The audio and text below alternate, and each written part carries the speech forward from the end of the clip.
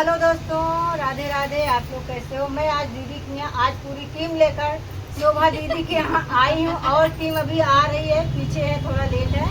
और शोभा दीदी के यहाँ हर मंगलवार का गीत बनेगा, भजन बनेगा, उठान नाच का जो भी बनेगा सब कुछ गीत मंगलवार के दिन बनेगा। सभी दीदी बनी आएंगी और आज ले चलते हैं आपको गीत पर। धमाकेदार गीत है, मस्त माता रानी का दिन चल रहा है दोस्तों। तो आप लोग फुल वॉच करना और वीडियो को देखना। जो दीदी आना चाहती हैं आ सकती हैं। जिसको जिसको भी आना हो तो आप लोग मंगलवार के दिन आइएगा। अखिया नींद से भरी मैया कहाँ रहू, अखिया नींद से भरी मैया कहाँ रहू, अखिया नींद से भरी मैया कहाँ रहू, मैया कहाँ रहू, मैया कहाँ रहू, मैया कहाँ रहू, मैया कहाँ रहू, अखिया नींद से भरल मैया